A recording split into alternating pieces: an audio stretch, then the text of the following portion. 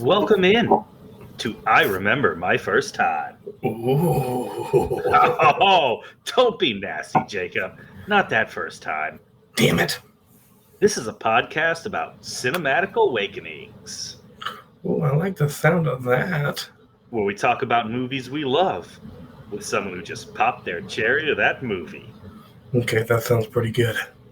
Jacob, are all the movies we do on this podcast going to be good movies? God, I hope not. Do we like shitty movies? Oh, we love shitty movies. Sometimes even more than good movies. Are we critics? Absolutely not. But do we love movies? Oh, we love the shit out of movies. In this week's rom-com masterpiece for the month of Valentine's, the 1992 Eddie Murphy classic, Boomerang. February, we're knocking out Valentine's Day and Black History Month with one movie. That is true. Jacob, I'm not wearing any panties. BJ, I hope you catch a disease that makes your dick fall off. I am BJ Leica, and if I decide to seduce you, you'll know it. Joined as always by me, Jacob Picus, and I am not pussy whipped. I whip that pussy. Oh man, the great is it Witherspoon? Yeah, John Witherspoon. Yeah, incredible. Yeah, when he popped up in the movie, I was very happy. I was like, oh nice, this is gonna be good. This is gonna be so good. So we have a description from Boomerang. It's from our favorite, HBO Max. Let's hear it. Love 'em and leave 'em executive Eddie Murphy gets a dose of his own medicine in this sassy romantic comedy. Perfect. Thank you, HBO. No one's better at HBO than movie summaries. No one's better at movie summaries than HBO. Yep. I'm sorry. I just watched a 2-hour movie with Robin Givens and Halle Berry. I'm tongue-tied. Fair enough. Fair enough. Boomerang. Oh, go ahead. You had a joke lined up. No, there is no joke. Just me just in awe of Eddie Murphy in 92 and how good he looked and reeling in Halle Berry and Robin Givens. Like, I'm just like, oh my God.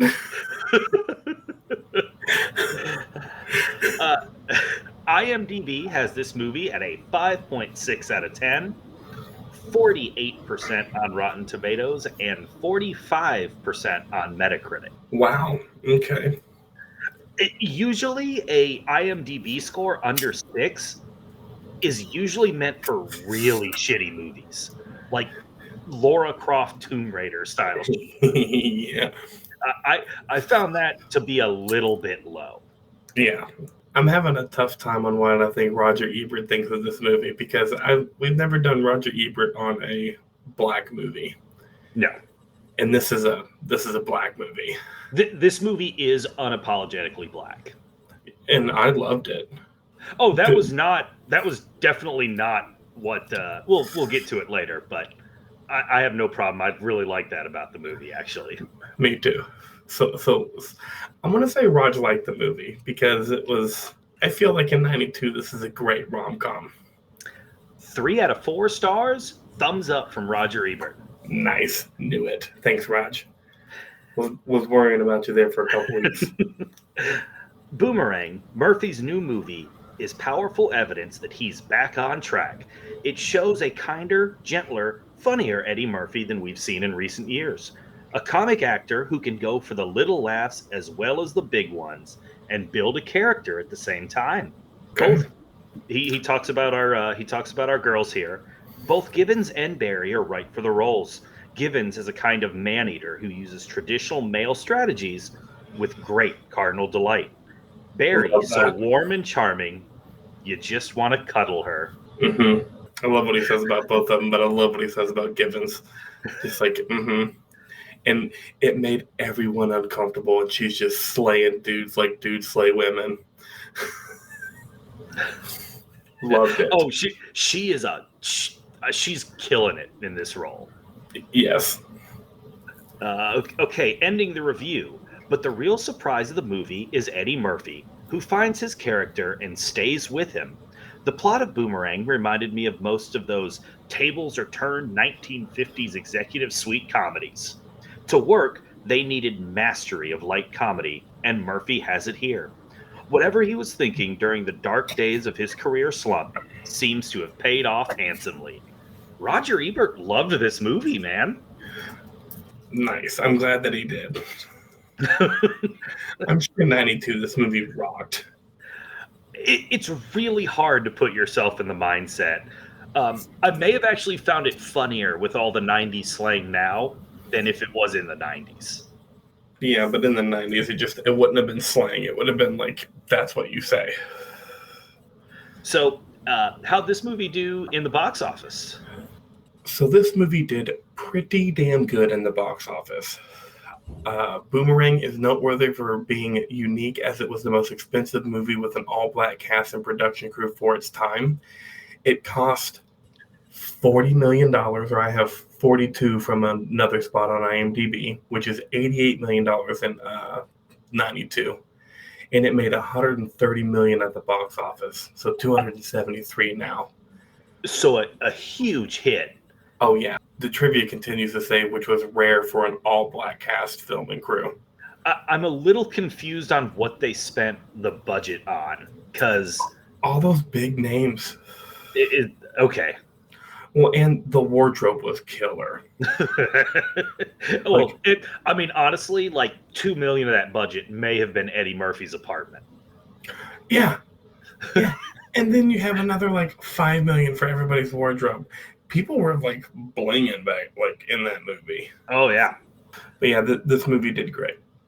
So we had a successful box office movie that Roger Ebert loved. What'd you think about it? I thought it was pretty good. I expected to find it more funny more often. There were large parts of this movie that I was pretty bored in. But movie as a whole, I'm glad I watched it. It's a good Eddie Murphy movie. Okay. And there is some sexy stuff going down in this movie. and you're talking about Eartha Kitt, right? Yes, 100%.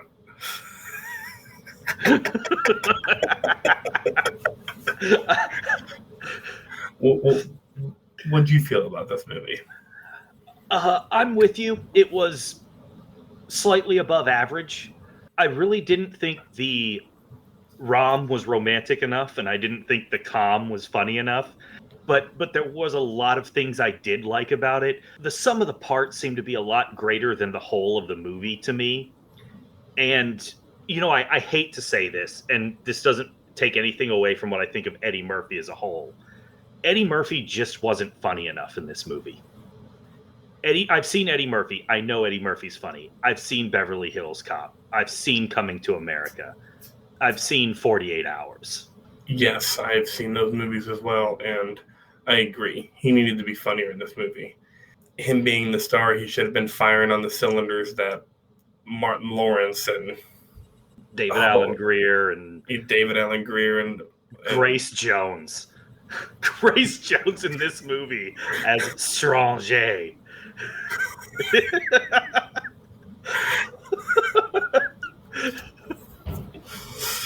She's incredible. Oh yeah. She cracks my top 4. Just want you to know she's in my Mount Rushmore seats, because how could she not be? But yeah, definitely not a bad movie. Just kind of average to pretty good.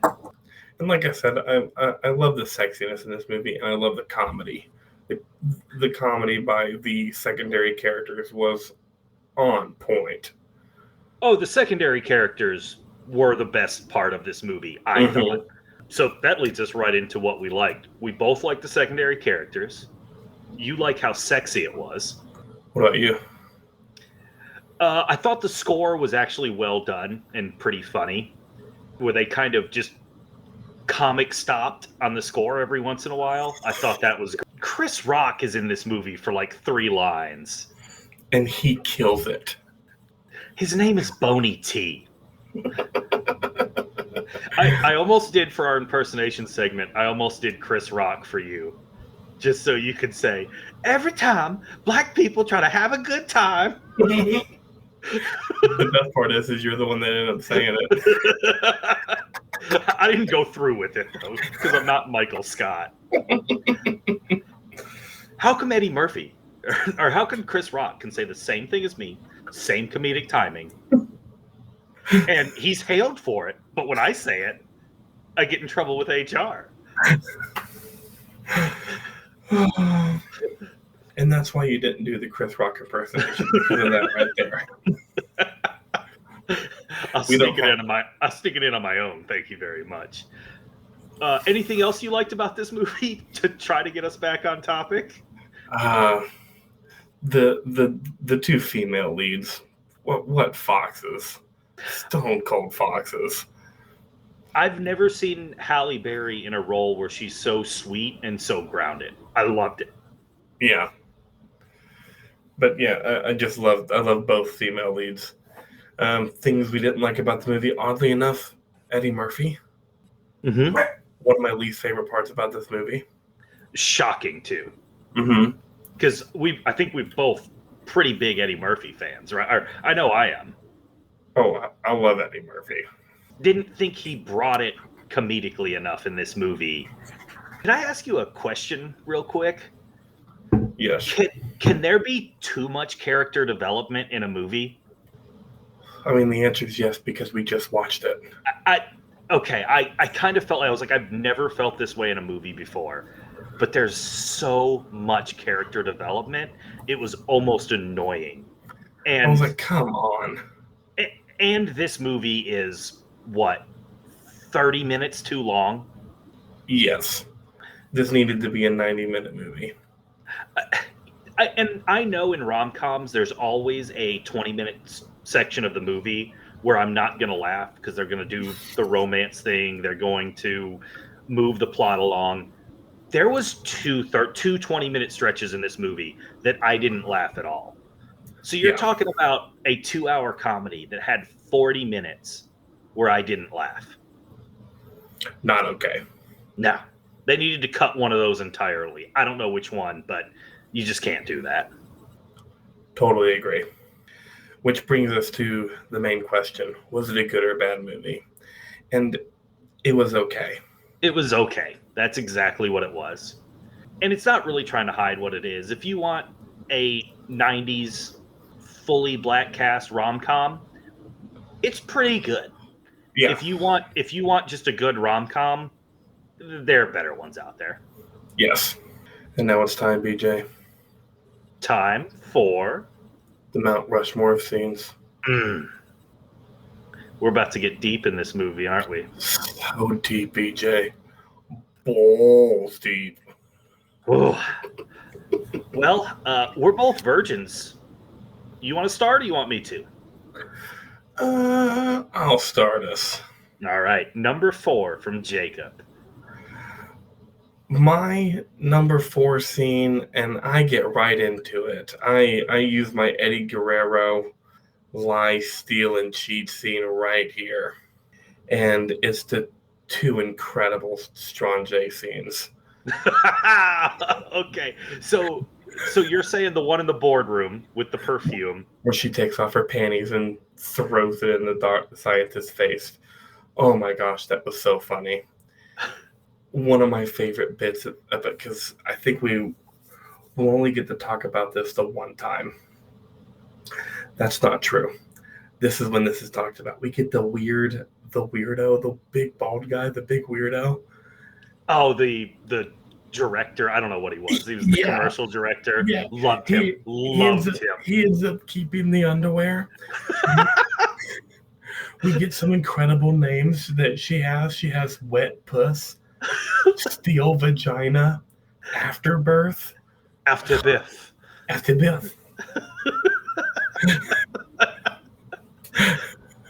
She is odd one in this scene. She's in this scene and the other scene where she just flashes her pussy.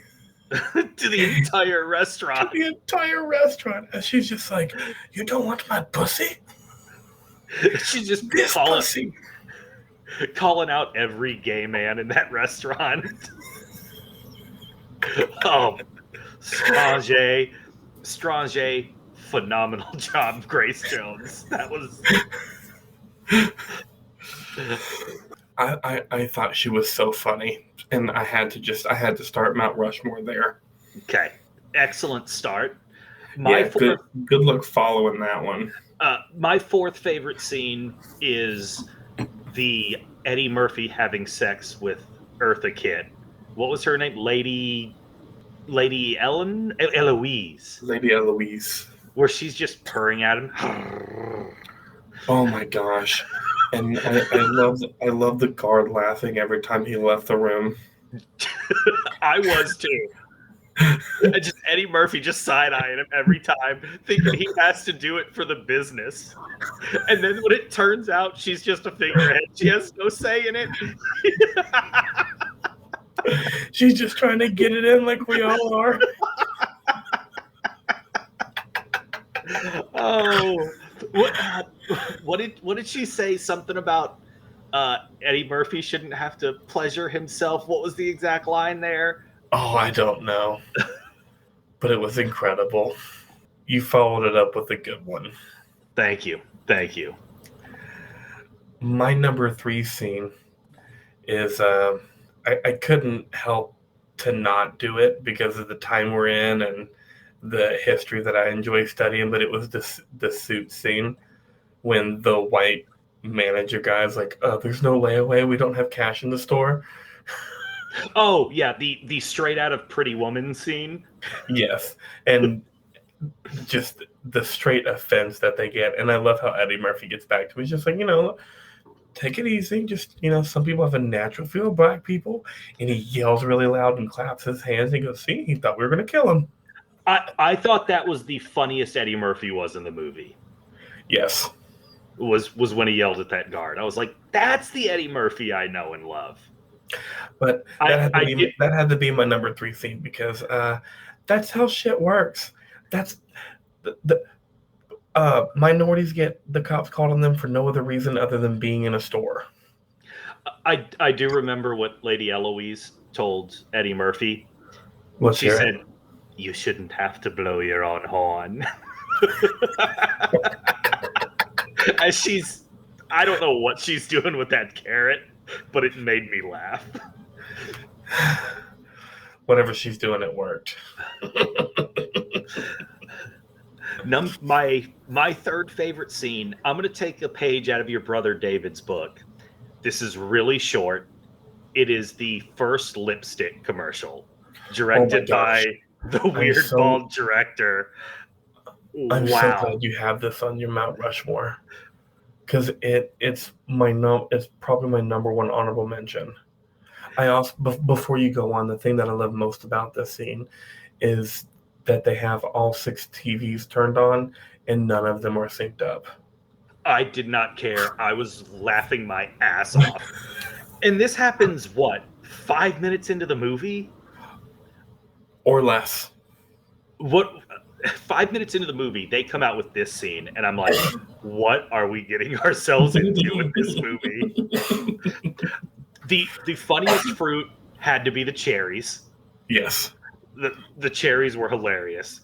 Eddie Murphy told him to edit those out at the end. Disagree. Disagree. That's a hard disagree. I just loved everything about the scene. I love how goofy it was. I love how silly it was. Again, those secondary, tertiary characters. The big bald guy that was in charge of the direction is just killing it in this movie and in this scene. And I really thought I was in for a great movie after watching this little part. So good. So my number 2 scene is the party scene, which is another Strange scene. Obviously, I found her way too funny.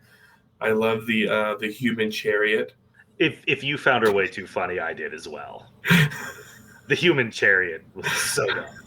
So dumb. But it was incredible. I was just like, what am I watching? I can't believe the kind of shit they were putting in movies in the early 90s. What the fuck? Plus, that company must be making a shitload of money because that was an awesome party. Oh my gosh. Those are the parties that I want to go to. I will fuck those parties up. In this scene, we also get the conversation between Eddie Murphy and Halle Berry about attractive people. Yep. Yeah. Good little combo. And Eddie Murphy refers to himself as Mac Daddy. Love that. He was so confident at this point in the movie. Mm-hmm. And it turned quickly. Very quickly after this scene.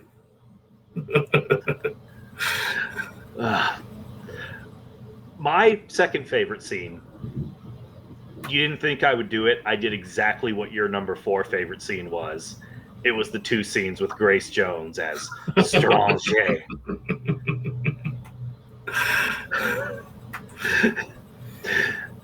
She said you move your ass real nice.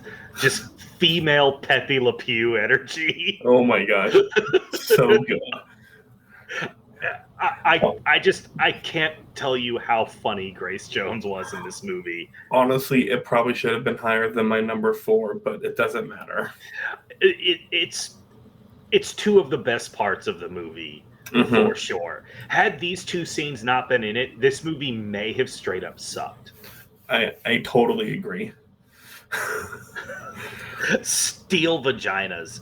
I love the name of a perfume is Steel Vaginas. My number 1 favorite scene, I'm sure, is also your number 1 favorite scene. Because, correct me if I'm wrong, I could give a shit about the last 40 minutes of this movie. Maybe. I'm not sure the time frame at which this happened. Are you referring to the dinner party? I'm referring to the dinner party, yes. Yeah. Where David Greer's parents come. Oh, that is a straight out of Coming to America scene. Mm-hmm. Like, that scene reminded me so much of Coming to America. This is where Eddie Murphy's at his best. You have this hilarious scene, and then you end it with a little 3-minute romantic thing at the end. It was perfect. This is what the movie should have been based upon. I'm not pussy whipped. I whip pussy. My parents, they've been in the bathroom for an hour, hitting it. They're hitting a joint in my bathroom? Hitting the joint. No, they are fucking. And then they come out, and there's just a long period of silence, and all they do is hug.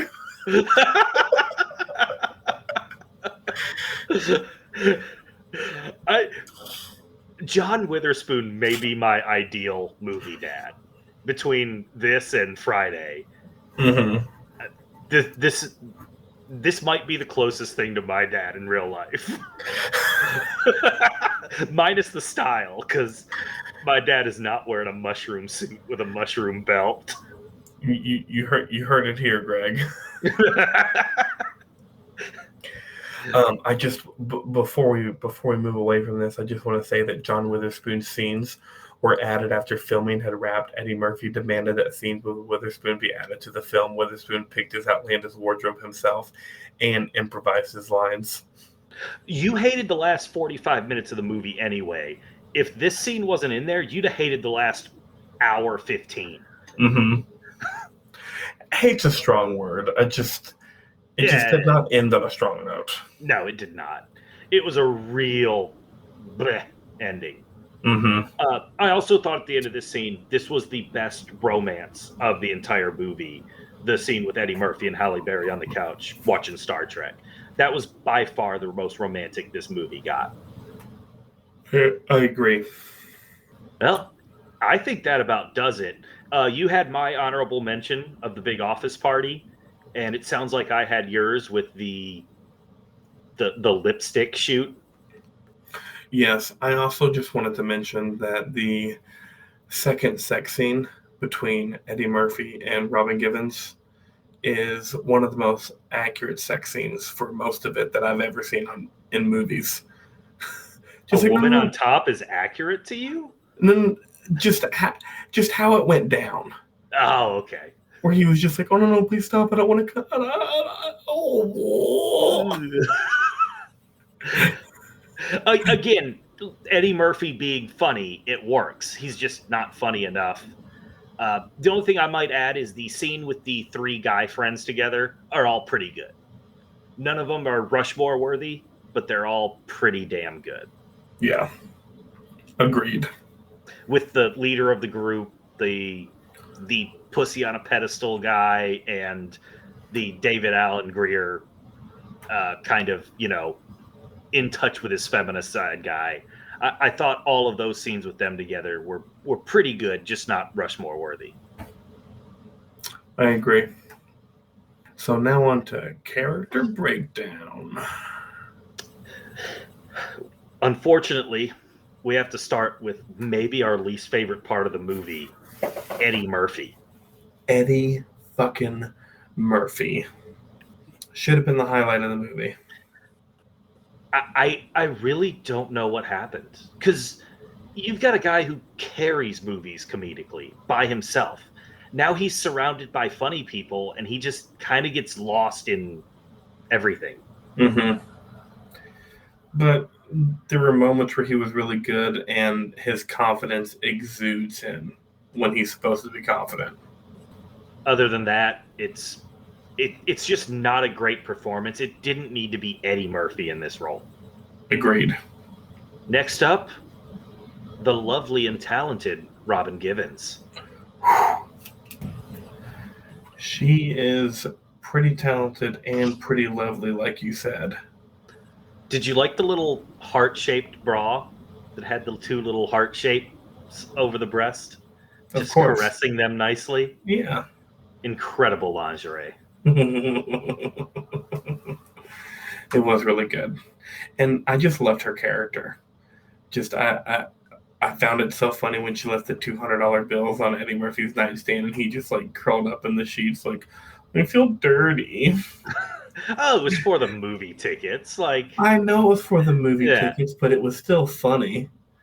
And Robin Givens' character isn't necessarily supposed to be funny in this movie. And with Eddie Murphy not being funny in this movie, you essentially have your two leads with very little comedy in a rom-com. Which was probably the biggest element missing from them.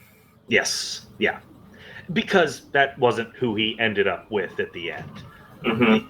But by the time he went to Halle Berry, there wasn't much time left in that movie. I was upset he ended up with anybody. I thought he shouldn't have ended up with Halle Berry or Robin Givens. I thought he should have ended up with Martin's wife from the TV show Martin, his neighbor. Yep. I almost kind of was hoping that would happen. I didn't want to see him wind up with either of them anyway. He was too much of an asshole. Agreed. And the fact that he ended up with one kind of upset me. But anyways, moving on to Halle Berry. Can I ask you a question? What? Who'd you like more in this movie, Halle Berry or Robin Givens? In terms of sexual attractiveness. Oh, Halle Berry all day. Okay. I thought it was pretty close. Like, Halle Berry not for me. edged out Robin Givens for me in this movie. See, Halle Berry can misplace Miss Nellie or whoever her name is on the Mount Rushmore for me. Miss Naris, get it right. Miss Naris, excuse me. Who did you replace Miss Naris with? What's her name from Body Heat? Kathleen Turner. That's right. Mm-mm. Yeah, no, Halle Berry goes on there. I might argue Givens and Berry both move on the Rushmore. Who's on the Rushmore now? It's Sharon Stone, Eva Mendes. I forget who the third one is. I don't know. Who cares? I mean, if you want to tell me we're going Robin Givens, Halle Berry, Eva Mendes, Sharon Stone, I'm not going to argue. How could you? I mean, Givens can be the one that's, if somebody's replaced, it's Givens. I'll give you that. But like, I'm thinking both of them deserve to be on the Rushmore with this Givens performance. It was great. But anyway, more on Halle Berry. Go, give me your thoughts. I mean, that's all I had. She was just great in this movie. She was, like you said earlier, cute. Yeah, wholesome, caring, great with the kids. It was a really well done job. Really, I even liked her relationship with David Allen Greer. the weird platonic friendship thing. I did too. It seemed very genuine. Yeah. Speaking of David Alan Grier, I thought the movie should have ended when David Alan Grier and Eddie Murphy made up. Yes, that should have been the end of the movie. Get that bros before hoes element. Mm-hmm. I thought that was the best scene in the last, after the dinner scene. Mm-hmm. That was the only scene that did anything for me. When Agreed. Martin Lawrence goes out there and he's like, all right, you guys got to make up. They're like, we just did. Well, hug. We just did. We did the back tap and everything. I'm kind of with you. I think this is a better movie if it ends right there. I actually have some trivia for you, BJ. The movie was supposed to end right there. The scene in which Marcus decides that he wants to go back to Angela with Jacqueline was a major rewrite in the script. Originally, Marcus would not end up with either woman, and the film would end with him making up with Gerard. The scene in which Marcus, Gerard, and Tyler watch fireworks on the roof was supposed to be the final scene. But a friend of Reginald Hudlin's told him that Marcus had to make a decision, and the ending was rewritten. An ending was filmed with Marcus going to Angela's art class to win her back, but was replaced with the final version with Marcus going to her new job. So Reginald Hudlin's friend was fucking wrong. I agree. I think this is a better movie if it ends right there. Martin Lawrence. Martin Lawrence was pretty fucking funny in this movie. Yeah, I mean, it's a one-dimensional character, but it works because you needed that to offset the David Alan Grier character and kind of make that troika work between those three guys. Mm-hmm. And they're all three talented enough that it didn't matter who was doing which character. Yeah, I think any of them could have done any of the characters. I do too. All the great side characters. Lady Eloise. Eartha Kitt. Eartha Kitt's throwing up. She's given 110%. Yes. I wanted more just little, like, walking in the office Eartha Kitt one-liners that I didn't get.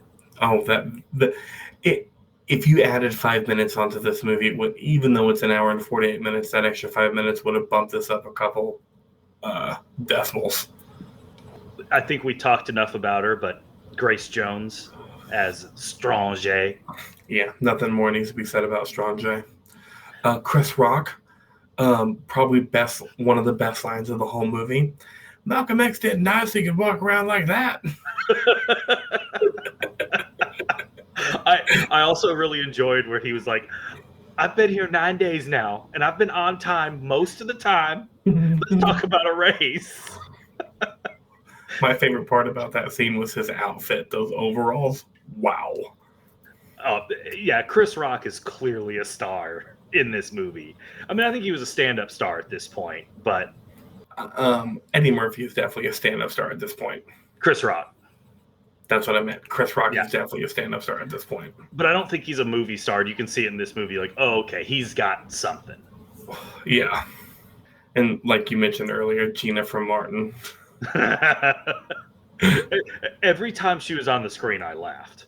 I don't know if it's a great character. I don't know if it's what they did worked for anybody else, but I laughed every time she was out leaning against that fence. She's one-dimensional like Martin Lawrence's character, but it was perfect. Damn, Gina. Big fan of the TV show Martin. Of course. Any cultured person is. It's fucking Martin.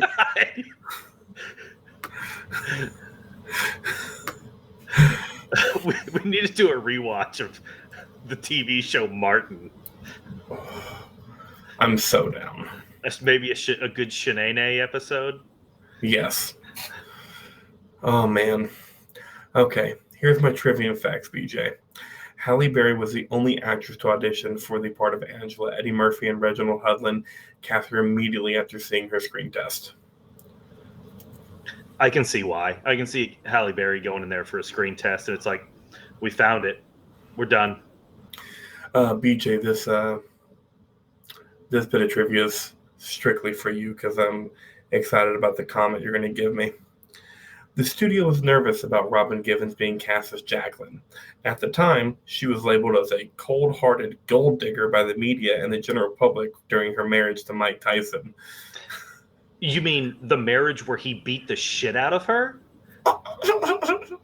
Reginald Hudlin. How dare this gold digger get physically assaulted by the hardest puncher in the world? God damn, the 90s were wild, dude. Reginald Hudlin felt her public image made her perfect for the part because she could be seen as a strong woman who could control Marcus. Not as strong as Mike Tyson's right hand. A gold digger. Shut up, people. The soundtrack album to Boomerang was tremendously successful on the music charts and is widely considered a magnum opus of black R&B music in the early 90s. The soundtrack sold 3 million copies, achieving triple platinum status. The album was executive produced by L.A. Reid and Kenneth Babyface Edmonds and features mainly contemporary R&B, urban soul, new jack swing, hip-hop soul, and several popular chart-topping ballads that are considered classics by R&B soul artists such as Toni Braxton, Boyz II Men, PM Dawn, Johnny Hill, and Keith Washington. I thought about you when there was a Sade reference in this movie. Thank you.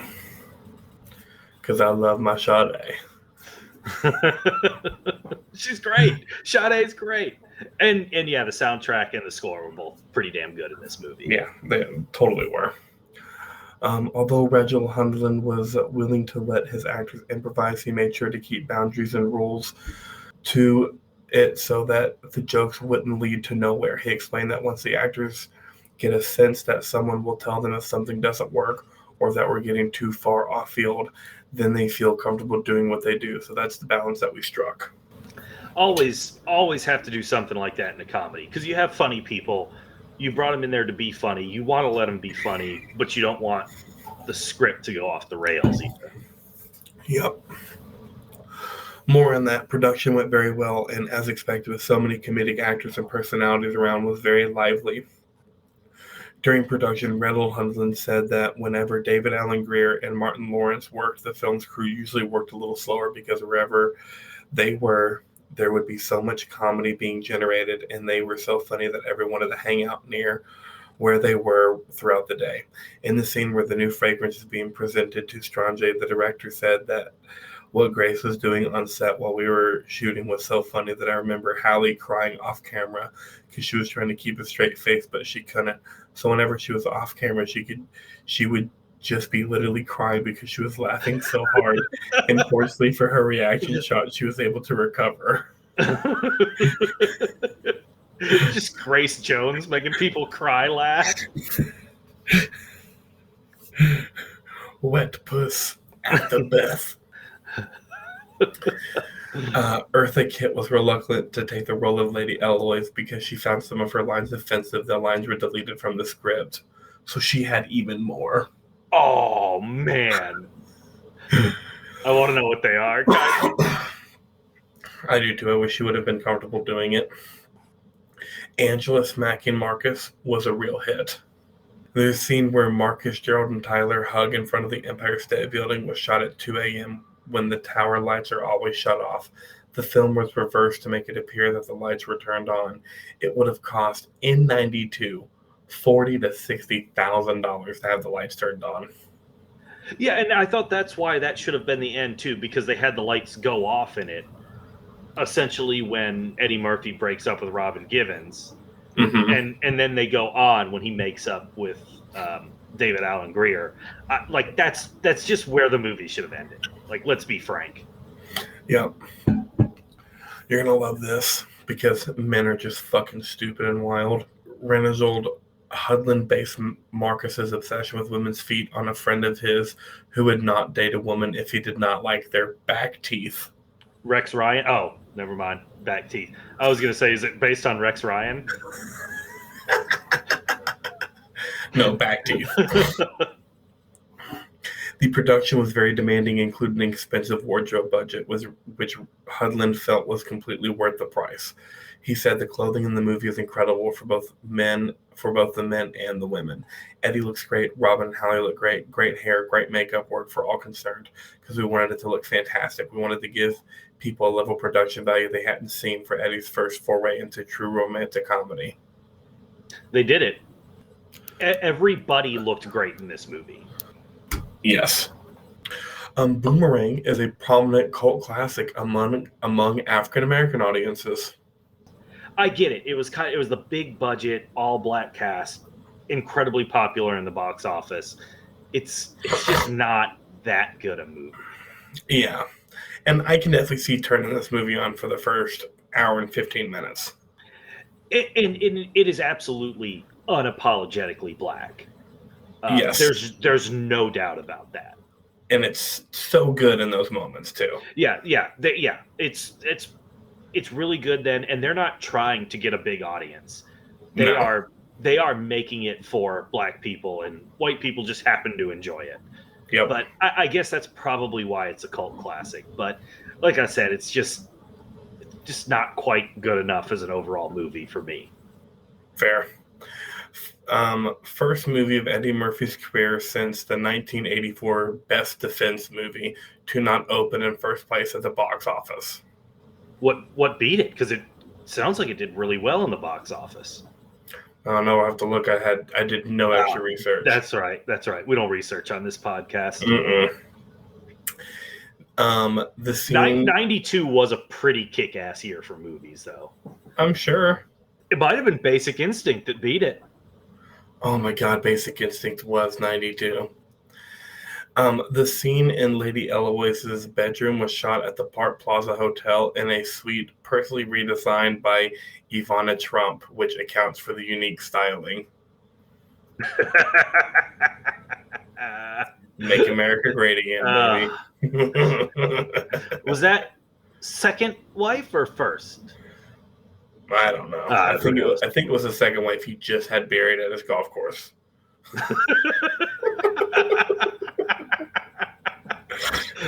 Just a stand-up guy that one is. There's nothing more than wives like more than golf, right? 3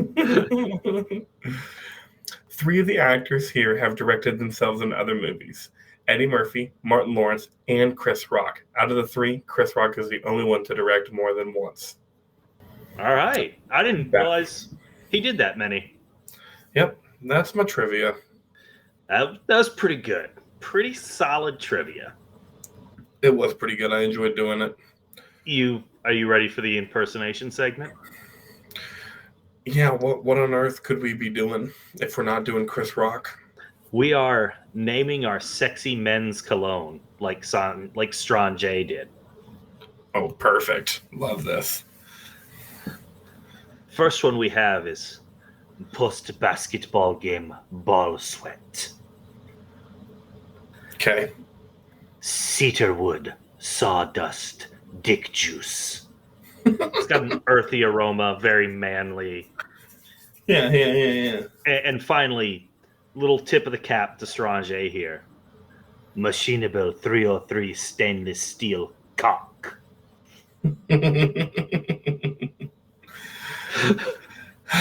Okay. I have Aaron Rodgers ayahuasca-induced taint stench. Gross. Some of that smoked brisket dick for the smoky. That'll sell. Yeah. Vin Diesel's sweaty, fast and furious silver chain. You find that sexy? I do.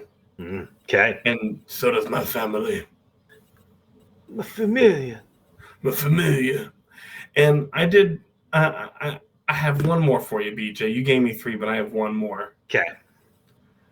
Michael Douglas's dick in Basic Instinct.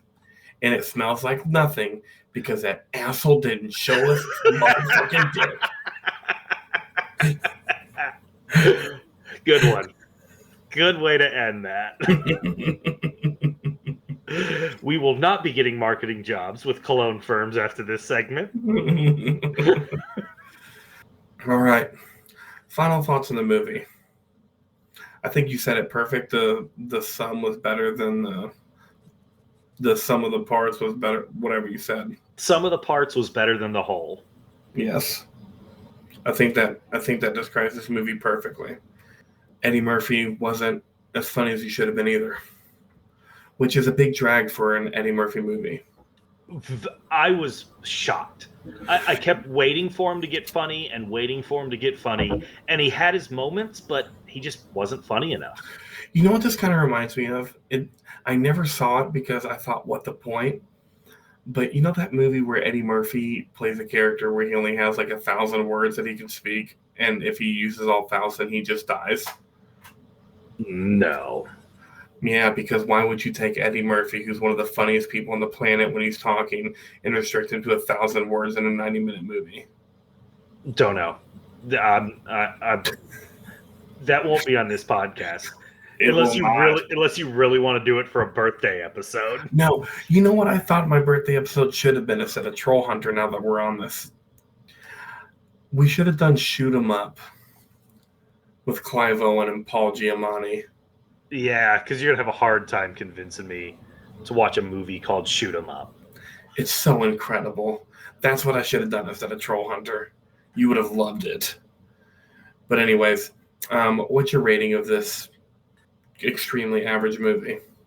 6.8. It's a little bit above average, and I think I think we said like a mid 6 is a pretty average movie. Mm-hmm. So 6.8. It's a little bit better than that. Just there's not enough rom and there's not enough com.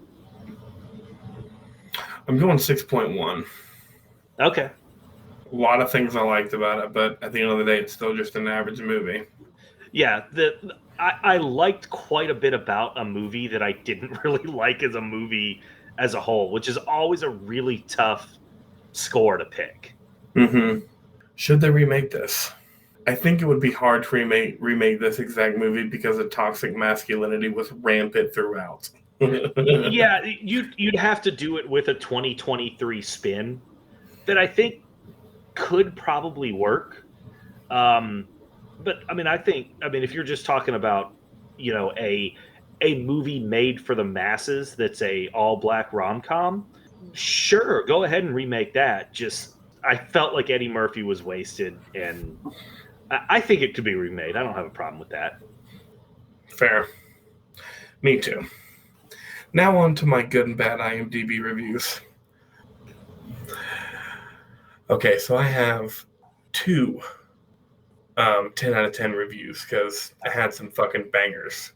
Excellent. The first one by Stephen Chase, 635049, titled The Greatest Sex Comedy Ever. Sex comedy. That's an interesting name for a rom-com. Yep, he wrote this in 2021. Eddie Murphy plays a Playboy employee and sexes up 2 ladies, including an old hag, plus a hilarious moment where a lady exposes her nipple in a commercial, 4 exclamation marks. What? That's it. Wow, okay. I don't know if that's enticing me to watch this movie or not. Sexes up two ladies, including an old hag. He sexes up way more ladies than that. Agreed. And my second 10 out of 10 by J. Talifa Ferrara 124287, titled St. Patrick's Day 1999. What? Mm-hmm. I watched this film on St. Patrick's Day of 99 on 2 hits of acid. I literally almost died of laughter. Okay. All right. This guy's welcome on the podcast, but he's got to do 2 tabs of acid before he comes in. He ends his review with highly recommended. You just did 2 tabs of acid. It probably wasn't the laughter that was about to kill you. Oh, that's a great review. Okay. Now on to someone a little less fun. By Cinephile 276902. Oh, they're a cinephile. They are a cinephile. They titled Eddie Murphy's work is hit or miss. This is a huge miss. All right. Okay. We're in agreement so far. I must admit something before I write this. I did not finish this movie. At most, I saw half an hour of it. What? I may have only You seen gave up on a movie after half an hour? I may have only seen a quarter of it, but it was enough to know that this movie was trashy quality. That's why I did not finish it. A plot summary seems unnecessary because I could not find a plot within the half hour I watched the movie. Murphy has sex with two different women in that half hour time span, which made me question how many encounters he would have in the latter 85 minutes. Two more. One woman was Eartha Kitt, who played Yamza in The Emperor's New Groove, which made me realize Yamza and Mushu were getting it on.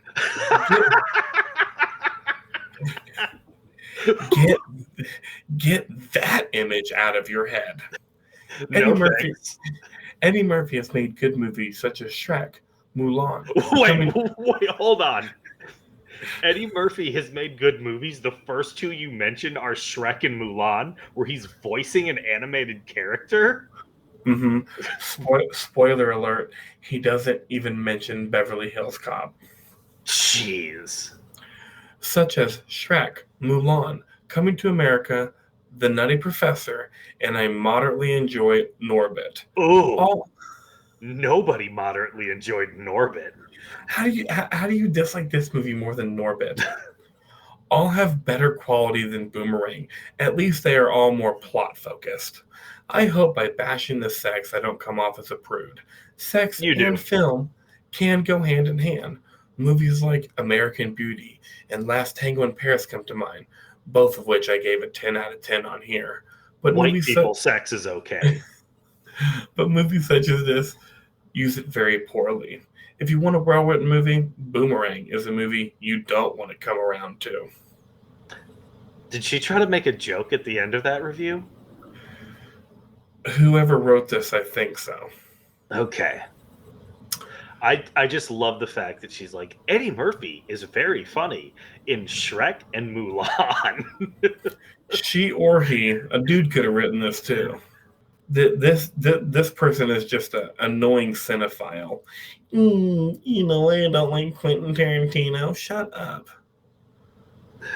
There wasn't a plot in the first 30 minutes. Yeah, there very seldom is. The first 30 minutes of a movie is called the introduction. Yep. Well, that's it for our Valentine's Day movies. Don't forget to follow us on our social medias at IRMFTpod. That's Facebook, Twitter, Instagram, and Reddit. There we go.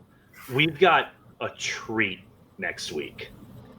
A movie that I can't believe you haven't seen with the movies your dad made you watch. It is the 1989, possibly the greatest shitty film of all time. It is Patrick Swayze in Roadhouse. We will visit the Double Deuce next week, baby. Everybody just watch this trailer if you haven't seen the movie. It looks incredible. And we'll talk about it next week, but how do you look so good with all gray hair, Sam Elliott? We'll talk about this. We'll talk about this and so much more. So much more. There's a naked Tai Chi scene in this movie. Incredible. All right. We'll see you next week for Roadhouse. Bye.